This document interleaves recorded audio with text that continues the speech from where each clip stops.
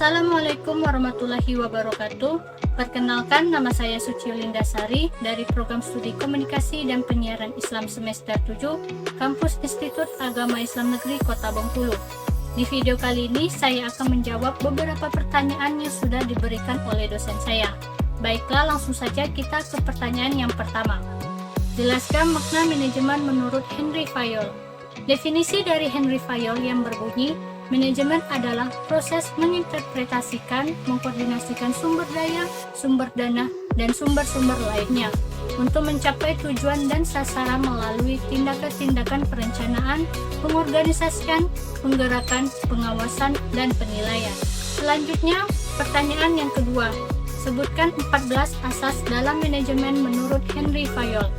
Henry Fayol membagi menjadi 14 asas manajemen, yaitu yang pertama pembagian tugas, 2 wewenang dan tanggung jawab, 3 disiplin, 4 kesatuan perintah, 5 kesatuan pengarahan, 6 ketertiban, 7 keadilan, 8 prakarsa, 9 stabilitas masa jabatan, 10 kesatuan, 11 jenjang kepangkatan, 12 penggantian pegawai, 13 perpindahan wewenang, dan 14 pengutamaan kepentingan umum daripada kepentingan pribadi. Baiklah, pertanyaan yang ketiga, apa makna akronim POAC menurut Henry Fayol? Dan jelaskan. POAC adalah singkatan dari Planning, Organizing, Actuating, dan Controlling. Sedikit tambahan bahwa POAC merupakan konsep dasar manajemen yang diperkenalkan oleh G.F. Perry. Dan teori ini banyak digunakan oleh banyak perusahaan di seluruh dunia. Berikut penjelasan POAC. Yang pertama, planning atau perencanaan merupakan fungsi utama dari sebuah manajemen dalam organisasi bisnis. Tanpa perencanaan, fungsi lain dalam manajemen tidak dapat berjalan dengan baik. Dalam hal ini, manajemen berfungsi untuk menyusun strategi awal dalam mencapai tujuan yang sudah ditentukan. Yang kedua, organizing atau pengorganisasian dapat dilakukan dengan cara menentukan tugas apa saja yang harus dikerjakan, lalu siapa saja yang harus mengerjakan, bagaimana tugas tersebut dapat dikelompokkan, dan siapa saja yang bertanggung jawab. Yang ketiga, actuating atau pelaksanaan dilakukan dengan tujuan untuk memberikan arahan ke semua pekerja agar mau saling bekerja sama dan dapat bekerja secara efektif dalam mencapai sebuah tujuan dari perusahaan.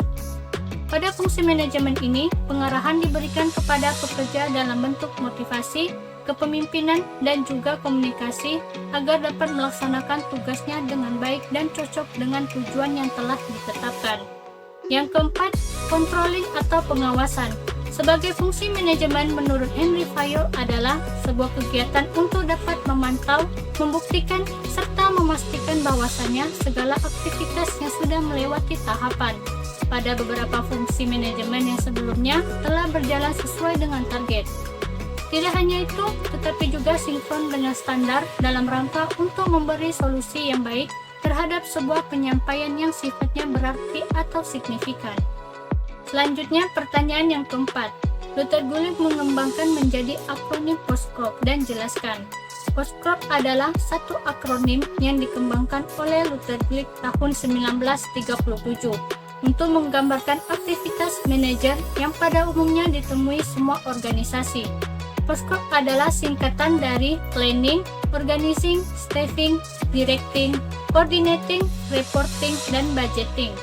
Berikut penjelasan dari POSCOP. Yang pertama, planning atau perencanaan.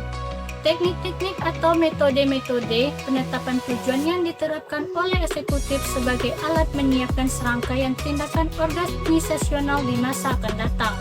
Yang kedua, organizing atau pengorganisasian. Mengatur struktur dan proses-proses organisasional dengan cara pantas dan penting untuk mencapai tujuan-tujuan akhir. Yang ketiga, staffing atau kepegawaian. Merekrut dan mempekerjakan personalia untuk melaksanakan pekerjaan agen yang penting.